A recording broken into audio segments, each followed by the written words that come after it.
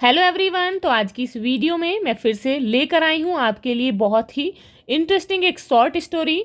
तो शुरू करते हैं। तो ये जो स्टोरी है बहुत ही इंटरेस्टिंग है। तो इस स्टोरी के थ्रू हम इंग्लिश से हिंदी में ट्रांसलेट करना सीखेंगे। तो शुरू करते हैं। तो ये जो स्टोरी है एक सीगल और एक हॉक के बारे में है। तो देखते हैं कि इस स्टोरी में सीगल और हॉक के बारे में क्या कहानी है। तो शुरू करते हैं। तो इसका टॉपिक है द सीगल। सीगल होता है एक समुद्री पक्षी एंड द हॉक, हॉक कहते हैं बाज को। Once a seagull lived on the sea shore. Once, once का मीनिंग होता है एक बार। सीगल, सीगल होता है समुद्री पक्षी। लिव्ड रहता था। ऑन द सी शोर, सी शोर कहते हैं समुद्र का किनारा। एक बार एक समुद्री पक्षी समुद्र के किनारे पर रहता था। He ate crabs and small fish. Crabs, crabs कहते हैं केकड़े को, जो केकड़े होते हैं समुद्र में मिलते हैं। तो ही एट, वह जो है एट खाता था क्रैब केकड़े, एंड स्मॉल फिश और स्मॉल छोटी छोटी फिश मछलियाँ। और वह वहाँ पर रहता था और छोटी छोटी मछलियाँ और केकड़े खाता था। But he never caught a big fish which could only be found in the deep sea. He never, उसने कभी नहीं, कॉट, कॉट का मीनिंग होता है पकड़ा, यानी कि पकड़ी। A big fish, big means होता है बड़ी, फिश मीन्स मछली। उसने कभी भी कोई बड़ी मछली नहीं पकड़ी। विच, जो की, विच का मीनिंग है यहाँ पर जो की। कुड ओनली बी फाउंड, जो कि मिल सकती थी। फाउंड मीन्स होता है मिलना या फिर पाना। जो केवल मिल सकती थी in the deep sea, deep का मीनिंग होता है गहरा। सी समुद्र, जो कि केवल गहरे समुद्र में मिल सकती थी। एक बार एक समुद्री पक्षी जो समुद्र के किनारे पर रहता था, वह वहां पर छोटी छोटी मछलियां और केकड़े खाता था, लेकिन उसने कभी भी कोई बड़ी मछली नहीं पकड़ी जो कि केवल गहरे समुद्र में मिल सकती थी। One day he wanted to catch a fish for lunch. One day, एक दिन, ही वॉन्टेड चाहता था।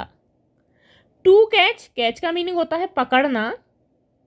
ए फिश, एक मछली, फॉर लंच, अपने भोजन के लिए। एक दिन वह अपने लंच के लिए एक मछली पकड़ना चाहता था। So he pounced on a very large fish and gobbled it up. So इसीलिए ही, वह, पाउंस्ड मीन्स होता है झपटना। तो यहाँ पर पाउंस्ड का मीनिंग है झपटा। ऑन अ वेरी लार्ज, एक बहुत ही बड़ी फिश, मछली पर। एंड गबल्ड, गबल्ड मीन्स होता है निगलना। गबल्ड अप, निगल गया, इट, इसे। और इसीलिए वह एक बड़ी मछली पर झपटा और इसे निगल गया। But it blotted his stomach so much that it started etching. But it blotted, blotted का मीनिंग होता है फूलना। But it blotted his stomach, लेकिन इसने, जो मछली उसने खाई थी, तो यहाँ पर उसके लिए यूज हुआ है इट, लेकिन इसने उसके स्टमक, पेट को फुलाना शुरू कर दिया। इट मीन्स फुला दिया। सो मच, इतना अधिक, दैट की इट स्टार्टेड एचिंग, कि उसके पेट में दर्द होना शुरू हो गया। उसने उसके पेट को इतना फुला दिया कि उसके पेट में दर्द होने लगा। एट लास्ट, और अंत में, he died of the pain in his stomach. At last, और अंत में, ही डाइड, मर गया। ऑफ द पेन, दर्द से, इन हिज स्टमक, और उसके पेट के दर्द से वह मर गया। एज ही ले डेड, जैसे कि ले मीन्स होता है लेटना, जैसे कि वह मृत पड़ा था, मरा हुआ पड़ा था। ए हॉक सो हिज कॉरप्स, कॉरप्स बोलते हैं लाश को।